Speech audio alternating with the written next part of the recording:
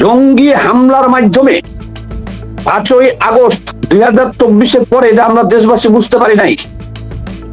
এখন বুঝতে পারতেছি যে সারা দেশে এই যে কালেমার পতাকা উঠতেছে, এটা কালেমার পতাকা না, এগুলো পতাকা সারা বিশ্বে ব্যান্ডিং।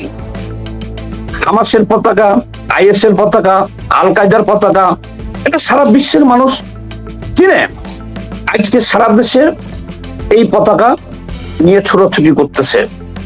দেশটাকে তারা 5ই আগস্টের পরে নিয়ে গেছে পাকিস্তান, আফগানিস্তান, ইরান, সেই হামাস পর্যন্ত নিয়ে চলে গেছে। তাহলে আপনি যে বললেন যে এরা এটা এই যে জুলাই সনদ বাস্তবায়নের দাবি জানাইতেছে 1 নম্বরে, আর 2 নম্বরে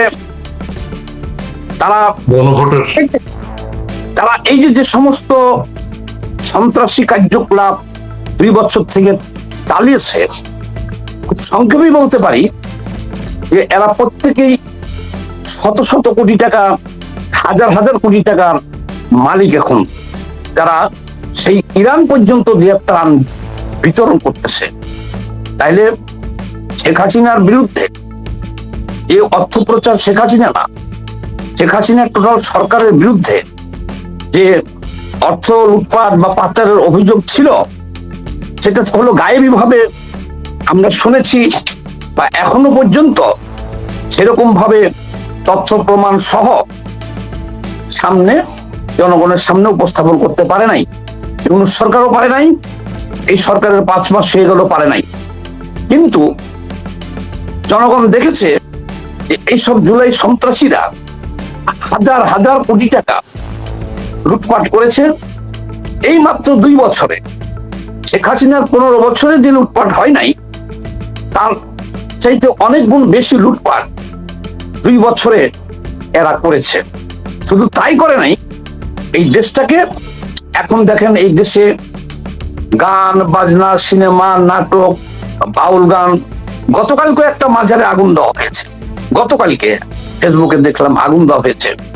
অর্থাৎ এটাকে একটা জঙ্গি স্টেট তারা বানিয়ে ফেলেছে অলরেডি। বানিয়ে ফেলার কারণে কি হয়েছে? বানিয়ে ফেলার কারণে এদেশের জনগণ তো এটা চায় না। এই জঙ্গিবাদ কায়েমের পিছনে কতজন লোক আছে? বাংলাদেশের টোটাল জনগণ কি এটা চায়? মুক্তিযুদ্ধের সপক্ষের শক্তি এটা চায় না। আর বাংলাদেশে মুক্তিযুদ্ধের সপক্ষের শক্তির বিপরীতে যায় কোন সরকার কখনোই এদেশে টিকতে পারবে না। এই কারণে তারেক রহমান সরকার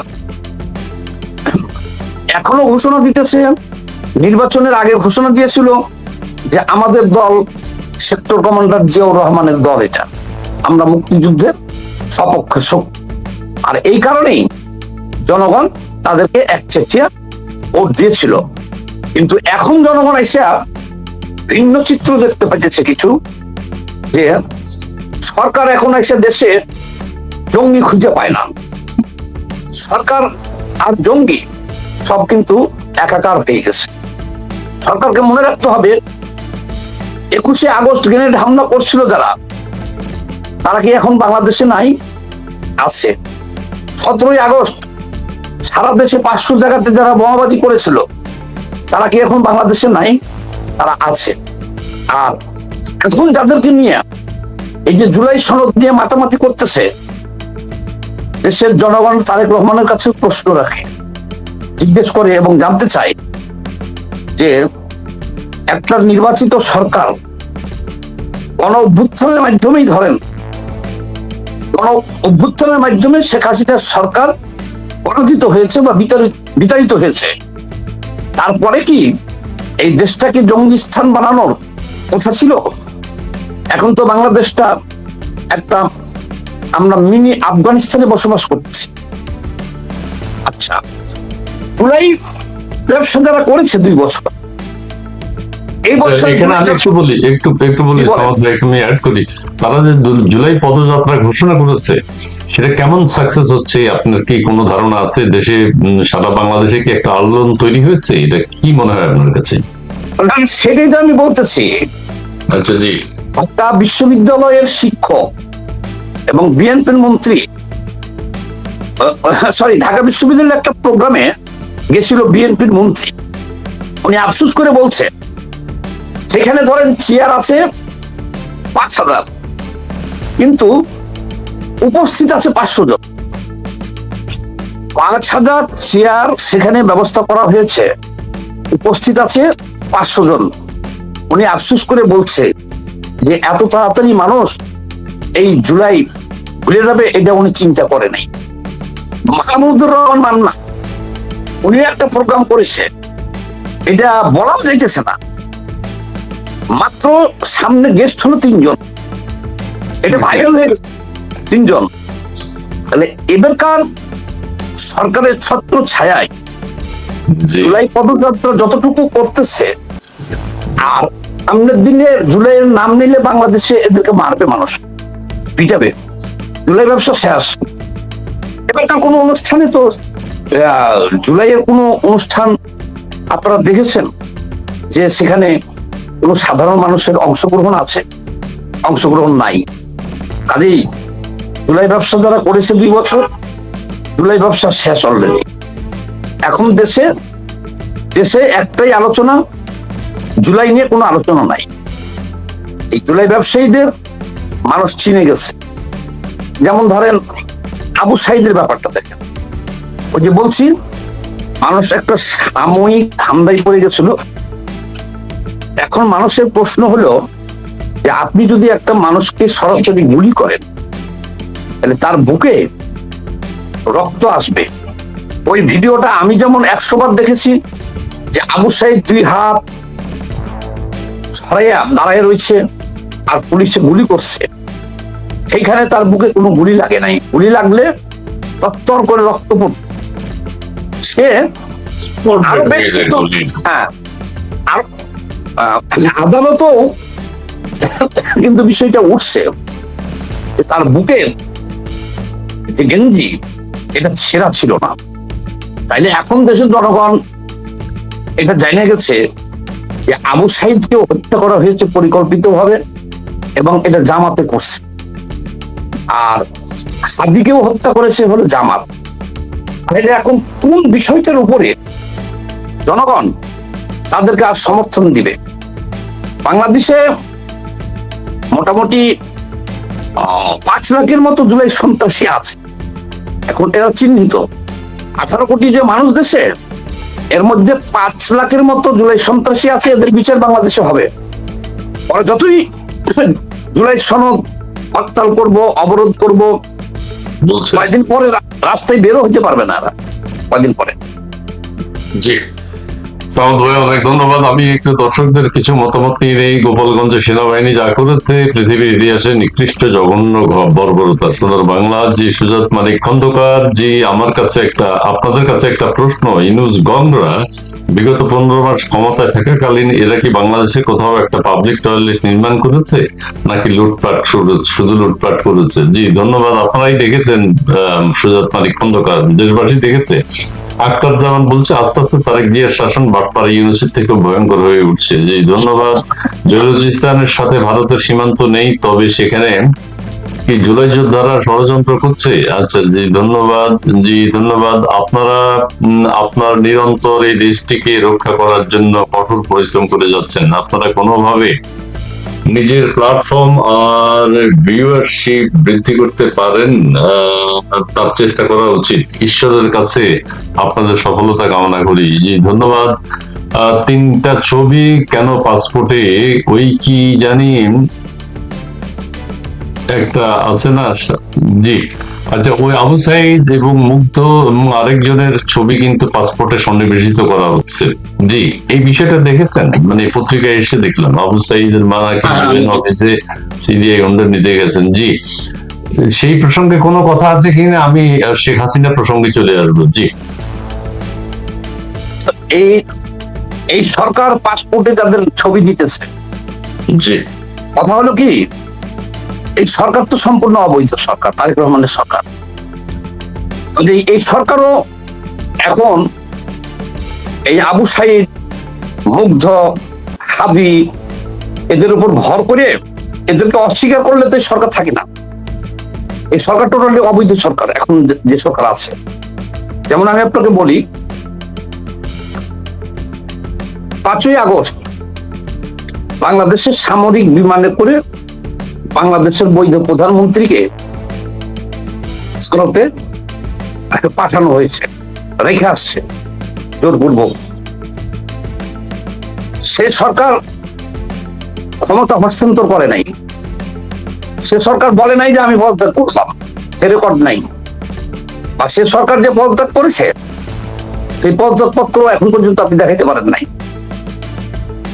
তারপরে ডক্টর ইউনূসকে যে আপনারা ক্ষমতায় 8 তারিখে এনে বসাইলেন ক্ষমতায়, তার বৈধতা থাকে কিভাবে? তারপরেও একটা অন্তর্বর্তীকালীন সরকার সবাই মিলে 3 মাসের জন্য বসাতে পারেন। সে একটানা 2 বছরের মতো প্রায় সে ক্ষমতায় থাকলো, যা খুশি তাই করলো। তারপরে একটা নির্বাচন দিয়া, কিন্তু যে নির্বাচনটা দিয়েছে সেই নির্বাচনেও সংবিধান লঙ্ঘন করা হয়েছে। দেশের 60% মানুষকে নির্বাচনের বাইরে রাখা হয়েছে। আওয়ামী লীগকে নির্বাচনে আসতে দেওয়া হয় নাই, শুধু তা না, আওয়ামী লীগের নেতৃত্বে একটা মহাজোট ছিল, সেই মহাজোটকে নির্বাচনে অংশগ্রহণ করতে দেওয়া হয় নাই। তাহলে তারেক রহমানের সরকার বৈধ হয় কিভাবে? আপনি যদি সাংবিধানিক ভাবে যান তাহলে তারেক রহমানের সরকার এখন বৈধ না। এবং মানুষ সাগরে ডুবতে গেলে খড়কুটা যা পায় তাই ধরে বাঁচতে চাই। এখন তারেক রহমান সরকার যে পাসপোর্টে মুগ্ধ ছবি, ওই হাবিব ছবি বা ওই যে আবু সাইদের ছবি, এগুলো যে দেওয়ার চেষ্টা করতেছে, এটা আমি মনে করি যে একজন ডুবে যাওয়া যাত্রী মানুষ যেমন খড়কুটা চেপে ধরে বাঁচার চেষ্টা করে, এটাও এক প্রকার তাই। কারণ এখন মানুষ, এদেশের মানুষ হাদিকে ঘৃণা করে। এদেশের মানুষ জানে যে আবু সাইদকে বলির পাঠা বানিয়েছে জামাত, হত্যা করেছে, মুগ্ধকে হত্যা করেছে। একটা রাষ্ট্রীয় ক্ষমতা দখল করার জন্য মেটিকুলাস ডিজাইনে এই হত্যাকাণ্ডগুলো ঘটানো হয়েছে। কিন্তু এখানে একটা বিষয় আছে, তারেক রহমান এদের সাথে মিশে একাকার হয়ে যাচ্ছে এই সরকার। কেন? এখন কিন্তু বাংলাদেশে আপনি যেগুলো বললেন, নাহিদ কি বলতেছে, নাসির পাটোয়ারি কি বলতেছে, জামাত কি বলতেছে, আসলে তো এখন বিএনপি, জামাত, এনসিপি আলাদা কিছু নয়। এখন তো এই কারণেই তারা জঙ্গি খুঁজে পায় না। এখন তো বিএনপি জঙ্গি, জামাত, এনসিপি, আল কায়দা, হামাস, আইএস আরো যেগুলো আছে, এগুলো আলাদা কিছু নয়, এরা এক হয়ে গেছে। আর এক হওয়ার মূল কারণ হলো এই সরকারটা সাংবিধানিক ভাবে, তারপরে আপনি যদি বলেন আইনগত ভাবে এই সরকারের কোনো ভিত্তি নাই, 1 নম্বরে। আর 2 নম্বরে এখন এদেরকে মাইনাস করে দিলে এখন শেখ হাসিনা আবার ফিরে আসার হুমকি মধ্যে পড়ছে এরা। শেখ হাসিনা শুধুমাত্র মুখ দিয়ে বলছে আমি দেশে ফিরছি। দেখেন, শেখ হাসিনার পানি প্রচারের জন্য এই সরকার নিষিদ্ধ করছে যে বাংলাদেশের কোন টেলিভিশন, পত্র পত্রিকা বা আমরা শেখ হাসিনার কথা প্রচার করতে পারবো না।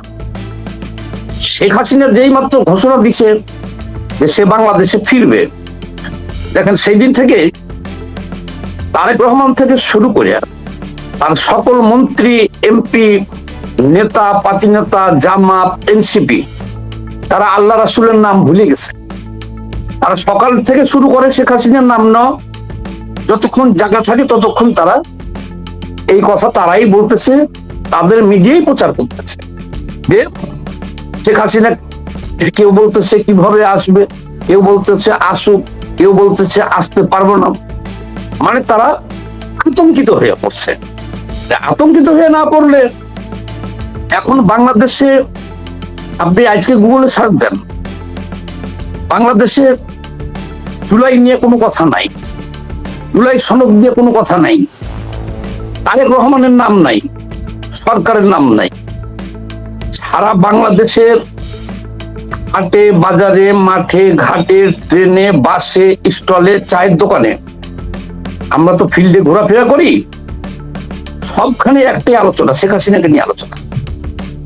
শেখ হাসিনা, কেউ বলতেছে যদি একটা হোটেলে মনে করেন 10 জন লোক থাকে, সেখানে আলোচনা হইতেছে কি, কেউ বলতেছে শেখ হাসিনা চলে আসবে সেক্রেটারি, সে যখন বলছে সে আসবে, কেউ বলতেছে না তার তো মৃত্যুদণ্ড আছে, আসতে পারবে না, কেউ বলতেছে সে কোনোদিনই আসতে পারবে না। কিন্তু সারা বাংলাদেশে এখন আলোচনা কিন্তু একজনকে নিয়ে, শেখ হাসিনাকে নিয়ে আলোচনা। এই আর কি মোটামুটি বাংলাদেশের চিত্র এখন। জি জি, ব্যাপারে এক ভাই কমেন্টস করছেন, এখন তো গোপালগঞ্জ তো সরকারের নিয়ন্ত্রণে নাই, গোপালগঞ্জের প্রতি যে অবিচার করা হয়েছে, জনগণ তো সংগঠিত হয়েছে। এখন কি বলতে পারবেন আপনি, এখন যাক তো এবারকার জুলাইয়ে যায় নাই কেন, এবারকার জুলাই সন্ত্রাসীরা গোপালগঞ্জ গেল না কেন, সেনাবাহিনী নিয়েই গেল না কেন, গেলে পরে বুঝতে পারতো। জনগণ তো এখন, গোপালগঞ্জ তো এখন সরকারের নিয়ন্ত্রণে নাই আপনি বলতে পারেন। আর সেভাবেই সারা দেশের মানুষে কিন্তু সংগঠিত হইতেছে। জনগণকে সাময়িকভাবে একটা ব্ল্যাকমেইল করা হয়েছে, কিন্তু তারা যখন বুঝতে পারছে তখন থেকে কিন্তু আস্তে আস্তে তারা সংগঠিত হইতেছে। কিন্তু বুঝতে হবে রাষ্ট্রযন্ত্রটা কিন্তু জনগণের হাতে থাকে না। এই একটা রাষ্ট্রযন্ত্র হলো একটা দানব, এর বিরুদ্ধে জনগণের সংগঠিত হইতে সময় লাগে, তবে খুব তাড়াতাড়ি জনগণ ঘুরে দাঁড়িয়েছে। এবং এর ফল আপনারা এবারকার দেখেছেন যে যারা জুলাই যোদ্ধা, জুলাই ব্যবসায়ী, জুলাই সন্ত্রাসী, এরা কিন্তু অলরেডি ভোগ করতেছে এবং এরা কিন্তু সব আতঙ্কিত।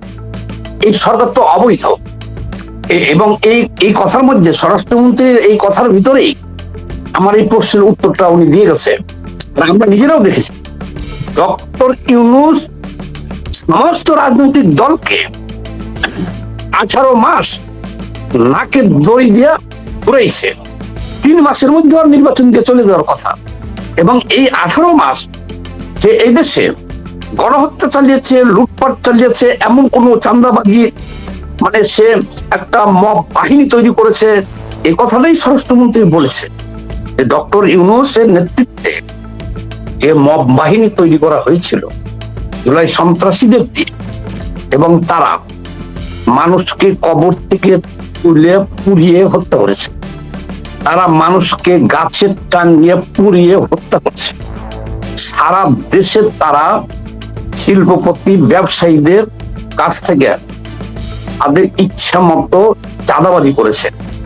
সারা দেশে তারা কোটি কোটি টাকার বিনিময়ে তারা এসপি, ডিসি, জজ, সচিব, উপসচিব, টিওনো, এখানে তারা হাজার হাজার কোটি টাকার বাণিজ্য করেছে, প্রকাশ্য সবাই দেখেছি।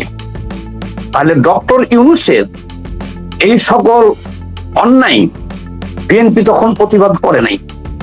বিএনপি কেন প্রতিবাদ করে নাই? যে স্বরাষ্ট্রমন্ত্রী বলছে যে আমরা চেয়েছি কোন রকম, কারণ তারা এত বড় অন্যায়, সমস্ত অন্যায়কে তারা মেনে নিয়েছে ক্ষমতায় যাওয়ার জন্য খালি। কারণ তারা দেখেছে যে আওয়ামী লীগ নাই, এখন ডক্টর ইউনূস কোনোভাবে একটা নির্বাচন দিলে আমরাই ক্ষমতা যাইব। এটা কি কোনো ন্যায় নীতির কথা হলো? আচ্ছা, আমি এখানে একটা পজিটিভ দিক দেখি সামাদ ভাই, যে ইউনূসের সময় দেশটা যে অবাঞ্ছিতদের হাতে চলে গেছে, ইউনূসের ক্ষমতা যদি আরো লেংদি হতো দেশটা তো আরো বিপদে পড়তো। সেই ক্ষেত্রে স্বরাষ্ট্রমন্ত্রী যেটা বলেছেন, আমরা অন্তত ইউনূসের সমস্ত কিছু মেনে নিয়ে দেশে যাতে একটা নির্বাচন হয়, সেটা মেনে এটা এক ধরনের পজিটিভনেস আছে মনে হয়, কারণ ইউনুসকে তো সরানো যাচ্ছে না, নানান ভাবে ইউনুস ষড়যন্ত্রে লিপ্ত। সেই ক্ষেত্রে বিএনপির আপনি যেটা বলছেন সেটাও ঠিক আছে, তার মানে নির্বাচন হয়নি, ইউনুস ইউনুস সবাইকে নাকে দড়ি দিয়ে ঘুরিয়েছে, সেটা আমরা দেখেছি। এটা রাজনীতিবিদদের জন্য অপমান, অপমান। তবে বিএনপির এই কথাটা অনেকে আবার একসেপ্ট করে নিয়েছেন যে না, তারপরেও বিএনপি যে কাজটি করেছে সমস্ত কিছু মেনে নিয়ে একটা নির্বাচনের পথে দেশকে নিয়ে গেছে। এখন হয়তো দেশ স্থিতিশীল হবে আবার যদি সুন্দরভাবে নির্বাচন হয় দেশে। জি না, কিন্তু কথা হলো কি যে এখন এই সরকার যদি ডক্টর ইউনূসের বিচার করত, এখন তো ক্ষমতা তাদের, এখন তখন মেনে নিয়েছি অন্যায়কে, সাময়িকভাবে মেনে নিয়েছেন, তাই সেটা তো অন্যায়।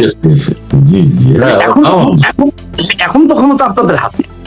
তাহলে এখন যদি আপনারা সে সমস্ত অন্যায়ের বিচার করতেন, এই সমস্ত জুলাই সন্ত্রাসীদের বিচার করতেন, যদি এই লুটপাটের বিচার করতেন, 5,000-এর অধিক গার্মেন্টস বন্ধ খালি চাঁদাবাজি করার জন্য, আমরা যে সেক্টরে কাজ করি শুধু চাঁদাবাজির কারণে, তাহলে এখন যদি এই সরকার এদের বিচার করতো তাহলে বুঝতাম যে না, উনি সাময়িকভাবে দেশটাকে গণতান্ত্রিক ধারায় নিয়ে যাওয়ার জন্য মেনে নিচ্ছে। এখন তো তাদের কাঁধে কাঁধ মিলিয়ে তারা এখন দেশ পরিচালনা করতেছে। এখন সারা দেশে তারা জঙ্গি খুঁজে পায় না, তারা আমি তো দেখাই দিলাম জঙ্গি কারা, তারা সন্ত্রাসী খুঁজে পায় না। স্বরাষ্ট্রমন্ত্রী সাহেব সংসদে বলছে যে উনি তো ভোট দিতে পারে নাই, উনি ভোট একটা অপশন রাখছেন, এখন উনি ভোটটা দিবে কোনটার উপরে? ধরেন এটা উনি নিজেই বলেছেন। আর আরেকটা কথা উনি বলেছেন যে আমি এটা এই গণভোটের এই ব্যাপারটা উনি এখন পর্যন্ত নিজেই এটা বুঝতে পারে নাই। তাহলে এই দেশের জনগণ গণভোটে কেউ ভোট দেয় নাই, আমরা কেউই ভোট দেই নাই, গণভোটে কেউ ভোট দেয় নাই। তো সেই কারণে আপনার এই গণভোট এটা একটা বিতর্কিত বিষয়, এবং সাধারণ জনগণ তো আর বিতর্কিত বা এত শুদ্ধ ভাষায় বলতে চায় না, তারা ডাইরেক্ট বলতেছে যে গণভোট হলে একটা বাটপাড়ি, ডক্টর ইউনূসের বাটপাড়ি ছিল এটা। আপনি বাটপাড়ি, যারা বাটপার তারা এটা করে সাময়িক, কিন্তু যখন মানুষের জ্ঞান ফিরে বাটপাড়িটা চোখের পলকে করে ফেলায়, 3 তাস খেলার মতো। কিন্তু যখন জ্ঞান ফিরে তখন তো তারা বুঝতে পারে যে এটা আমরা একটা বাটপাড়ি বা প্রতারণার শিকার হয়েছি। গণভোটটা টোটালি একটা বাটপাড়ি, কাজে সেটা নিয়ে বাংলাদেশের জনগণের কোনো মাথা ব্যথা নাই। বাংলাদেশের জনগণ এটাকে টোটালি প্রত্যাখ্যান করছে। এখন এমন একটা পরিস্থিতি সৃষ্টি হয়েছে বাংলাদেশে যে সরকার ইচ্ছা করলেও এই গণভোট বাস্তবায়ন করতে পারবে না, কারণ যেখানে গণভোটের কথা বলছে সেখানেই এই ডক্টর ইউনূসের এই প্রতারণা, এই বাটপাড়ি প্রসঙ্গটা যখন সামনে চলে আসছে, তখন সেটার উত্তর দেওয়ার মতো ক্ষমতা এই সরকারের নাই বা কারণ নাই। কাজেই এই গণভোটের ডক্টর ইউনূসের প্রতারণার বিষয়টা অলরেডি এটা ডেট। জুলাই সন্ত্রাসীদের মধ্যে শীর্ষ সন্ত্রাসী হলো ডক্টর ইউনূস। ওনাকে ক্ষমতায় বসানো হয়েছিল বা উনি ক্ষমতা নিয়েছিলেন, উনি যদি 3 মাসের মধ্যে একটা নির্বাচন দিত, দিয়া হয়ে যেত, সহি সালামতে চলে যেত নতুন সরকারের হাতে ক্ষমতা দিয়া, তাহলে তো কেউ তাকে জুলাই সন্ত্রাসী বলতো না। কিন্তু উনি ক্ষমতায় আসার পরে যা করেছে, এটা আমি যেমন বলেছি, আমাদের দেশের অসংখ্য মানুষ বলেছে, এখনো বলতেছে, উনি একদল জুলাই সন্ত্রাসীকে সাথে নিয়ে এদেশে খুন, হত্যা, ধর্ষণ, লুটপাট এমন কোনো অকাম নাই যে সেটা উনি করে নাই। উনি যেমন নিজে করেছে, তেমন এই যে ছাত্র নামধারী জুলাই সন্ত্রাসীদেরকে উনি সুযোগ করে দিয়েছেন। আর স্বভাবত কারণেই দেশের প্রচলিত আইনে বিচার হইলে এদের প্রত্যেকের সাজা হবে, মৃত্যুদণ্ড হবে। এদেরকে রক্ষা করাটা ইউনূসের দায়িত্ব ছিল, ইউনূসের উপরে চাপ ছিল। এই কারণেই এই জুলাই সনদ করা বা ইন্ডিমিনিটি দেওয়া, যে এই সমস্ত সন্ত্রাসীদেরকে রক্ষা করার কারণে। এখন আপনি যে বললেন যে সংসদে নাহিদ বলেছে জুলাই সনদ বাস্তবায়ন না হলে তারা হরতাল করবে, অবরোধ করবে, আন্দোলন করবে, এটা তো খুবই স্বাভাবিক বিষয়। তারা তো বাঁচার জন্য এটা করবেই, কারণ তারা যা কিছু করেছে আমাদের সামনে, এদেশের মানুষের সামনেই তো উন্নত করেছেন। যেমন ধরেন, আপনি যে নাসিরের কথা বললেন যে সংস্কার আমাদেরকেই করতে হবে, এই নাসির 14,000 টাকা বেতনে চাকরি করত এই 5ই আগস্ট 2024 আগে। সেই নাসির এখন ইরানে যে ত্রাণ বিতরণ করতেছে দেখলাম। ইরান কেন গেছে ইরানে? 800 জন হত্যার দায়ে আমাদের বাংলাদেশের মাননীয় সাবেক প্রধানমন্ত্রী শেখ হাসিনা, উনি হলো বিশ্ব খুনি 800 জন হত্যার কারণে, তার বিরুদ্ধে অভিযোগ এটা। অথচ যে খামেনির জানাজাই তারা গেছে, বাংলাদেশের স্পিকারও গেছে, এই নাসির পাটোয়ারিরা গেছে। উনি 17,000 ইরানের বালক বালিকাকে এট এ টাইমে হত্যা করছে। আর তার হত্যার ফিরিস্তি যদি আপনি টোটাল হিসাব করেন 1 লাখ পার হয়ে যাব। তাইলে এই খামেনি লক্ষাধিক মানুষকে হত্যা করার পরেও তার জানাজাই তারা যায় এবং তারা সেখানে এইসব ফকিন্নির পুত্রা। আচ্ছা, নাসির পাটোয়ারির বাপের নাম যে 14,000 টাকা বেতনে চাকরি করতো, সে ইরান যাওয়ার প্লেন ভাড়া পায় কোথায় এখন? আর সেখানে যাইয়া দেখলাম খাদ্য বিতরণ করতেছে, ত্রাণ বিতরণ করতেছে, অর্থ বিতরণ করতেছে, এগুলা সে পায় কোথায়? তাহলে বিচার তো এই বাংলার মাটিতে এদের হবেই, বাংলার মাটিতে এদের হবেই। আমি আপনাকে আরেকটা কথা বলি, দেখেন নাসির পাটোয়ারি, সার্জিস, নাহিদ, এই যে সন্ত্রাসী গোষ্ঠী, সন্ত্রাসী বলতে কি, এরা হলো জঙ্গি সন্ত্রাসী গোষ্ঠী। কেন বলতেছি দেখেন, আচ্ছা এই ছেলেপিলে গুলার স্ত্রীকে কেউ দেখছেন? ওকে কেউ দেখেছেন? তারা তো সবাই আমাদের ভাবি বলে দেখেছে, সকল রাজনীতিবিদদের বাসায় যায়, চা খায়, কিন্তু এরা কিন্তু এই যে হান্নান মাসুদ সহ এরা সবাই বিবাহ করেছে, কিন্তু এদের বিয়ের অনুষ্ঠানেও কোনো রাজনীতিবিদ বা কাউকে দাওয়াত দেয় নাই, বা এখন পর্যন্ত কোনো মিডিয়ায় এক কপি ছবি পর্যন্ত তাদের স্ত্রী দেখেছেন?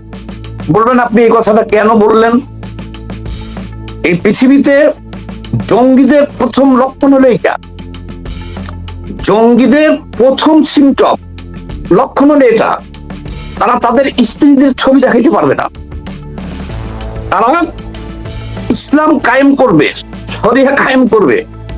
তাহলে বাংলাদেশের স্বরাষ্ট্রমন্ত্রী এই জঙ্গি খুঁজতেছে, জঙ্গি তো সাথে নিয়ে ঘুরতেছে। তারা কেন এই সমস্ত ছেলে পেলের, তারা প্রায় প্রত্যেকেই বিবাহ করেছে, তাদের একজনের স্ত্রীর ছবি আমরা দেশবাসী দেখতে পাইলাম না?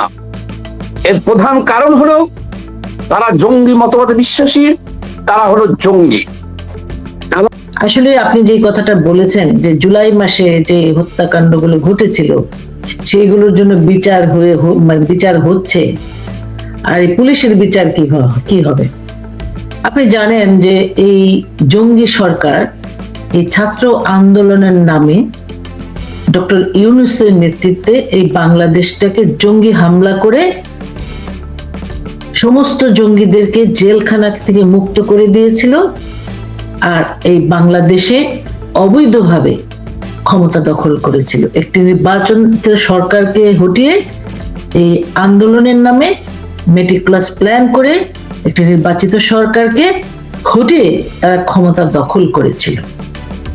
এই যে ক্ষমতা দখলকারীরা, তারা আমি বলবো যে এটা একটা জঙ্গি হামলার মাধ্যমেই করেছে। তারা তাদের যে দীর্ঘদিনের তাদের যে ষড়যন্ত্র, সেটির বাস্তবায়ন হয়েছে এই আন্দোলনের নামে মানুষ হত্যা করে, পুলিশ হত্যা করে। তো যে হত্যাগুলোর বিচার হচ্ছে, বিচারের নামে যে প্রহসন, যে নাটক হচ্ছে, সেই নাটক যেই আদালত তৈরি হয়েছিল, প্রতিষ্ঠা হয়েছিল যুদ্ধ অপরাধীদের বিচারের জন্য। যুদ্ধ অপরাধীদের কারা? মহান মুক্তিযুদ্ধের যারা বিরোধিতা করেছিল, সেই যুদ্ধ অপরাধীদের বিচারের জন্যই এই ট্রাইব্যুনালটি গঠন করা হয়েছিল ৭৩ সালের আইনে। এই ট্রাইব্যুনালে ওই চিহ্নিত যুদ্ধ অপরাধী যারা পাকিস্তানিদেরকে সহযোগিতা করেছে, যারা মা বোনকে ধর্ষণ করেছে, যারা অগ্নি সংযোগ করেছে, তাদের এই সেই চিহ্নিত রাজাকারদের, চিহ্নিত যুদ্ধ অপরাধীদের বিচারের কাজ চলছিল এবং অনেক চিহ্নিত যুদ্ধ অপরাধীদেরকে ফাঁসি নির্দেশ দেওয়া হয়েছিল। এবং এটি করার মাধ্যমে বাংলাদেশ কিন্তু এক অর্থে কলঙ্ক মুক্ত হয়েছিল। জাতির পিতা বঙ্গবন্ধুর হত্যাকাণ্ডের বিচারের মাধ্যমে যেরকম বাংলাদেশের মানুষ, বাঙালিরা অভিশাপ মুক্ত হয়েছিল, আর এই যুদ্ধ অপরাধীদের বিচারের মাধ্যমে বাংলাদেশ কলঙ্ক মুক্ত হয়েছিল। কিন্তু সেই আদালতেই কোনো সংসদ ছাড়া আইন অ্যামেন্ডমেন্ট করার অধিকার তো কারণ নাই। জোর করে ক্ষমতা দখল করে অবৈধভাবে ওই ট্রাইব্যুনাল সংশোধন করে, আইনটি সংশোধন করে, তারা ওই ট্রাইব্যুনালেই যুদ্ধ অপরাধীদের যে ফাঁসি হয়েছিল সেই প্রতিশোধ নেবার জন্য স্বাধীনতা বিরোধীরা আজকে সেই আদালতে বীর মুক্তিযোদ্ধাদের বিচার করছে। এবং ইতিমধ্যে জাতির পিতা বঙ্গবন্ধু কন্যা, যার নেতৃত্বে বাংলাদেশ স্বাধীন হয়েছিল, সেই বঙ্গবন্ধু কন্যা, যিনি এই বাংলাদেশকে একটি উচ্চ আয়ের দেশ হিসাবে, একটি সমৃদ্ধ বাংলাদেশ হিসেবে প্রতিষ্ঠা করেছিলেন, বঙ্গবন্ধুর স্বপ্ন বাস্তবায়নের জন্য প্রচেষ্টা করেছিলেন, একটা উন্নত বাংলাদেশে প্রবেশ করিয়েছিলেন, সেই জাতির পিতার কন্যা জননেত্রী শেখ হাসিনা, একজন সফল প্রধানমন্ত্রী, বাংলাদেশের 18 কোটি মানুষের আশা ভরসার শেষ স্থল, তাকে এই মামলা, এই কোর্টে, অবৈধ কোর্টটাকে আগে প্রথম অবৈধ করেছে, অবৈধভাবে এটি অ্যামেন্ডমেন্ট করেছে এবং সেই কোর্টে ফরমায়েশি একটি নাটক মঞ্চস্থ করে ফাঁসির রায় দিয়েছে। এখন এই রায় তো আমরা মানি না, এই রায় কিন্তু বাংলাদেশের মানুষ মানে না। আর অপরপক্ষে কি হলো, এই যে মিথ্যা অভিযোগে কারা স্নাইপার ব্যবহার করলো, সেটি কিন্তু অবৈধ সরকারের একজন উপদেষ্টাই বলেছিল যে এই একে 7.6 যে রাইফেল, সেটি সাধারণ পুলিশও ব্যবহার করতে পারে না। যেখানে পুলিশ এটি ব্যবহার করতে পারে না, ট্রেনিং লাগে সেনাবাহিনীর সেই যাদেরকে বের করে দেওয়া হয়েছিল, যাদের নিয়ে প্রশ্ন, যারা স্বাধীনতায় বিশ্বাস করে না, এই সমস্ত লোকজনকে হায়ার করে, জঙ্গি হায়ার করে এই অস্ত্র ব্যবহার করে মানুষ হত্যা করেছিল। দায় কার ঘাড়ে চাপিয়েছিল? পুলিশের ঘাড়ে। এবং পুলিশ গণপ্রজাতন্ত্রী বাংলাদেশের সরকারের এক অংশ। সে কারণেই তারা এই পুলিশকে অ্যাকিউজড করেছিল, কিন্তু পুলিশকে যারা হত্যা করেছিল জনসম্মুখে, তাদের বিচার যাতে না হয় এই জন্য ইনডেমনিটি দিয়েছিল। সুতরাং এই ইনডেমনিটিও কিন্তু অবৈধ ছিল। এখন প্রকাশ্যে পুলিশকে মেরে, আমার নির্বাচনী এলাকায় না, এটি মারুফ ভাই, এটা আমার পার্শ্ববর্তী নির্বাচনী এলাকা, এটা ঢাকা 5-এ এটির অবস্থান, যেখানে ফ্লাইওভারে ঝুলিয়ে রেখেছিল। আমরা যেহেতু পার্শ্ববর্তী, সেহেতু আমরা তো দেখেছি। আমাদের এগুলো তো ডকুমেন্টারি এভিডেন্স। আমি একজন আইনজীবী হিসেবে বলতে পারি, টুডে অর টুমরো এই পুলিশ হত্যার বিচার হবে। এগুলি এখন সোশ্যাল মিডিয়ার যুগ, অনেকের মোবাইলে এগুলি ভিডিও করা আছে, অনেক সিসি ক্যামেরার ফুটেজ রয়েছে, এবং এই থানায় কারা গেল, কারা মিছিল করে গিয়ে থানায় আগুন জ্বালিয়ে দিল, এবং এখানেও কিন্তু 9 জন পুলিশের সদস্যকে নির্মমভাবে পুড়িয়ে হত্যা করা হয়েছে যাত্রাবাড়ি থানায়। আচ্ছা, কিন্তু আমরা ওই দিন অন্ততপক্ষে দুজনের লাশ দেখেছিলাম, ঝুলিয়ে রেখেছিল এসআই মুক্তাদির এবং নায়ক আরেকজন গিয়াস, এই দুজন। হ্যাঁ, তো খুব আমি নৃশংস আপনাকে ঘটনা। জি, আমি একটু এই জায়গাটা একটু আপনাকে ইন্টারাপ্ট করছি। সেটা হচ্ছে যে আমরা যদি তর্কের খাতিরে ধরিও যে এই বিতর্কিত আদালত এবং যে আদালতটি কোনোভাবেই এই জুলাই হত্যাকাণ্ড বা যা হয়েছে এটার বিচার করতে পারে না, কিন্তু এই যে ইন্ডিমনিটি দেওয়া হলো সেই জায়গায় পুলিশ হত্যার জন্য কি পুলিশ বাদী হয়ে কোনো মামলায়, সেটা হিডেন থাকুক যাই থাকুক, কিংবা থানায় এই যে 400 কতটা 480-85টা থানা জ্বালিয়ে দেওয়া হলো, এগুলোর কি ভবিষ্যতে একদম রেকর্ড সব মুছে যাবে নাকি সেগুলো পুড়ে গেছে? এটা কি না, হয় নরমালি? অবশ্যই। আইনের জায়গাটা কি বলবেন আপনি? আইনের জায়গাটাই হচ্ছে আলামত তো ধ্বংস করার চেষ্টা করা হয়। অপশক্তিগুলি সবসময় দেখবেন কোন অপরাধ করে সেই অপরাধের যে আলামত থাকে সেই আলামতগুলোকে ধ্বংস করে দেওয়া হয়।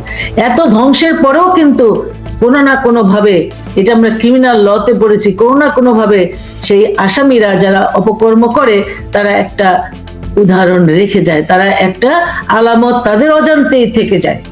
এবং এই যে পুলিশ হত্যাকারীদেরকে ইন্ডিমনিটি দেওয়া হলো, আমরা এর আগেও কিন্তু দেখেছি জাতির পিতা বঙ্গবন্ধুকে হত্যার পর ইন্ডিমনিটি দেওয়া হয়েছিল, অর্থাৎ খুনিদের বিচার করা যাবে না, এবং সেটি করেছিল একটা অনির্বাচিত সরকার। এবং সেই জিয়াউর রহমান ক্ষমতায় এসে সেই অবৈধ অর্ডিন্যান্সকে এই মহান সংসদে পাশ করে সংসদকে কলঙ্কিত করেছিল, তাই না? এবং এক্ষেত্রেও দেখা যায় যে ইউনূস সরকার একটা জঙ্গি সরকারের প্রতিনিধিত্ব করেছে, একটা অবৈধ সরকারের প্রতিনিধিত্ব করেছে, তারপরে অবৈধভাবে নির্বাচনের নাটক সাজিয়ে যাকে ক্ষমতা দিয়েছে তারা সেই আইনটাকে, পুলিশের হত্যার বিচার হবে না এই আইনটাকে, এবং আওয়ামী লীগের কার্যক্রম নিষিদ্ধের যে অবৈধ আইনটা সেটাকে সংসদে পাশ করেছে। অর্থাৎ আমি বলতে চাই এটুকুই যে এটা আসলে কার কাছে বিচার চাইবেন আপনি? কেউ যদি খুনি হয় তার কাছে কি সে খুনের বিচার পাবে? মানুষ যে খুন করে তার কাছে কিসের বিচার? এটা তো জঙ্গি সরকারের সময় শুরু হয়েছে, স্টিল নাও এটা অব্যাহত আছে। যে দেশে মব করে দেশের প্রধান বিচারপতিকে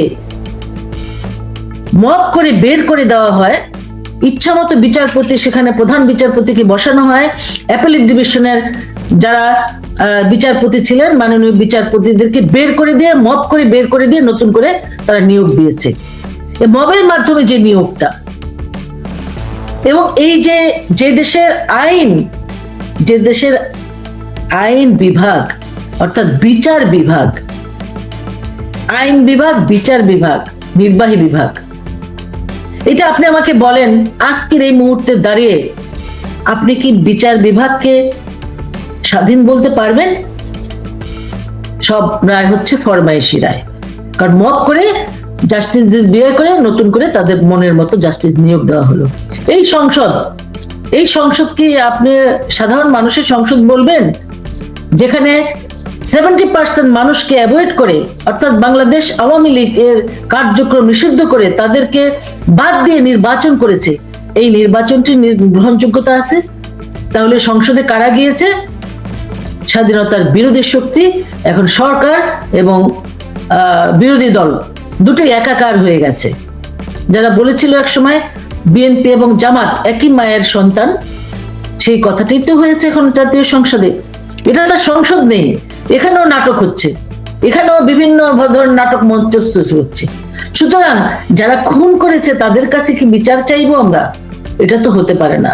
তবে এই বাংলাদেশের মানুষ কোনো কিছু ভুলে যায় না, সব মনে রাখে। এই যে নৃশংসভাবে পুলিশকে হত্যা করা, সেই এতগুলো পরিবারকে অসহায় করে দেওয়া, তারা কি বিচার চাওয়ার অধিকার নেই তাদের? বঙ্গবন্ধু কন্যার কি কোনো বিচার চাওয়ার অধিকার ছিল না? করতে পারেনি। কখনো তো হয়েছে, একসময় 21 বছর পরে হলো বিচার হয়েছে, ইন্ডিমনিটি অধ্যাদেশ বাতিল হয়েছে, রিভিল হয়েছে, তারপরে সেই হত্যার বিচার হয়েছে। আজকে যে অর্ডিন্যান্স দিয়ে যে পুলিশ হত্যার বিচার বন্ধ করে রেখেছে ইনডিমনিটি দিয়ে, অর্থাৎ তাদের কোনো বিচার হবে না। যারা পুলিশকে হত্যা করলো, এই যে আজকে দেখেন, এই গতকালকেই যাত্রাবাড়ি থানার একজন নারী জামাতের সদস্যর বাড়ি থেকে কত অস্ত্র উদ্ধার হয়েছে। পুলিশের এই থানা লুটের অনেক অস্ত্র পাওয়া গেছে, তাও সব পাওয়া যায়নি, বেশ কিছু অস্ত্র সেখান থেকে উদ্ধার করা হয়েছে। তাহলে এগুলি তো এরা ক্ষমতা থাকতেই হচ্ছে। এখন আপনি আমাকে বলুন যে যারা হত্যা করেছে তারা কি হত্যার বিচার করবে? করবে না। তবে বাংলাদেশে আজকে না হলো, দীর্ঘদিন পরে হলো, এই পুলিশ বাহিনীর যে পরিবার, এই অমানবিক যারা আজকে জীবন যাপন করছে, কথা বলার অধিকার হারিয়েছে, মামলা করবার জন্য আপনজন হত্যা হলে বিচার চাইবার অধিকার আমাদের সংবিধানে রয়েছে। সেই সংবিধানকে লঙ্ঘন করে, বাংলাদেশের আইনকে লঙ্ঘন করে যারা এই আজকে এই অবস্থায় করেছে, তাদের বিচার, অর্থাৎ যে পুলিশ বাহিনীকে হত্যা করে আপনি এই যে আজকের এই দিনে 20শে জুলাই যে দুজন পুলিশকে হত্যা করে, সদস্যদেরকে হত্যা করে ওই ফ্লাইওভারে ঝুলিয়ে রেখেছিল, সেই খুনিদের বিচারও এই বাংলাদেশেই হবে একদিন। এটা আমরা দেখার অপেক্ষায় রইলাম। কারণ অশুভ এই বিচার যদি একটা জিনিস, সেটা হচ্ছে যে সরকার পরিবর্তন হলে তখন স্বাভাবিকভাবেই এই বিচারগুলো যা যা হচ্ছে কোনো কিছুই টিকবে না। কিন্তু আবার বলিনি আমি, সরকার পরিবর্তনের কথা বলিনি। আমি বলেছি যে এই যারা হত্যা করেছে তারা ক্ষমতায় না থাকলেই এই বিচার আবার হবে। আমি সেটাই বলছি, কিন্তু সেই জায়গাটিতে আমার একটু ছোট করে একটু যদি খুব সংক্ষিপ্ত ভাবে যদি একটু বলেন আইনের জায়গায় যে পুলিশ বিভাগ, তাদের আমরা তো জানি বিভাগীয় অনেক তাদের অপশন থাকে অনেক ধরনের, তো তাদের কি যারা এখন আছেন তারাও তো পুলিশ, তাদের সহকর্মীদেরকে হত্যা করা হয়েছে, তারা অনেকেই এরপরে প্রকাশ গোপনে আমাদের সঙ্গে কথা বলেছেন, কান্নাকাটি করেছেন, কিন্তু এখন যারা তাদের সহকর্মী হিসেবে দায়িত্বে রয়েছে তারা কি এগুলোর মানে ইন্টারনালি কোনোভাবে ফাইল প্রসেসিং করে রাখে কিনা বা রাখছে কিনা, যাতে ভবিষ্যতে যখন বিচারের সুযোগ হবে তখন এগুলো প্রপারলি হ্যান্ডেল করা যাবে, এমনটা আইনের জায়গায় কি বলে? আইন কি পুলিশকে সেই এখতিয়ার দেওয়া আছে কিনা, নাকি ইন্ডিমনিটি সেই পথ বন্ধ করে দিয়ে রাখে? না না, সেটা আসলে আইনগতভাবে সেটা সেরকম কোনো সুযোগ নাই। আর আপনি বলছেন পুলিশ বাহিনী কথা বলতে পারছে না, এই অন্যায়কে আমরা জানি যে কাকের মাংস কাকে খায় না, কিন্তু এখন যখন দেখি যে পুলিশ বাহিনীকে সদস্যদেরকে হত্যা করেছে যারা, তাদের কথাই শুনতে হয় এখন। তা আমার বিশ্বাস এই পুলিশ বাহিনীর একদিন চেতনা ফিরে আসবে এবং তার ভাই, তার বন্ধু, তার সহকর্মীকে যারা হত্যা করেছে তাদের বিষয়ে সর্বোচ্চ সহযোগিতাটাই তারা করবে। এই বিচারের ক্ষেত্রে আমি বলবো পুলিশের বাহিনীর পক্ষ থেকে একসময় আমরা সহযোগিতা পাবো, বা যে বিচার অনুষ্ঠিত করবে তারাই পাবে। কারণ এখন কোনো কথা বলতে পারছে না, অনেক পুলিশ বাহিনীর সদস্যরাই কথা বলতে পারছে না, অনেকের বিরুদ্ধে মামলা হয়েছে, অনেকে দেশ ছাড়া, অনেকে আছে জেলখানায়, এই পুলিশ বাহিনীর সদস্যরাই কিন্তু অনেকে জেলখানায় আছে, এবং অনেকে আজকে দেশ ছাড়া, বাড়ি ছাড়া, ঘর ছাড়া। এমনকি পুলিশ বাহিনীরা তো আসলে প্রজাতন্ত্রের কর্মচারী, কিন্তু তাদের বাড়ি ঘরও তাদের গুড়িয়ে দেওয়া হয়েছে, তাদের সন্তানদের আজকে দিশাহারা, তাদের পরিবার আজকে অর্ধাহারে অনাহারে রয়েছে, এবং সেই পুলিশ বাহিনীর অনেক সদস্যরা আজকে পালিয়ে বেড়াচ্ছে, মিথ্যা অভিযোগে তারা পালিয়ে বেড়াচ্ছে। এখন পুলিশ বাহিনী তারা আইন শৃঙ্খলা রক্ষাকারী বাহিনী। বাংলাদেশে পুলিশের এই যে আইনটা, বাংলাদেশ পুলিশ গঠন করেছিলেন জাতির পিতা বঙ্গবন্ধু শেখ মুজিবুর রহমান স্বাধীনতার পরে। এই বাংলাদেশ পুলিশ এই 71 সালেও আপনি দেখেন টার্গেট ছিল কিন্তু পুলিশ কিন্তু রাজারবাগে সেই এক রাতে পুলিশকে পাখির মতো গুলি করে মেরেছে পাকিস্তানি হানাদার বাহিনী। আমরা এরকমই দেখলাম যে পুলিশ হাসপাতালে আগুন,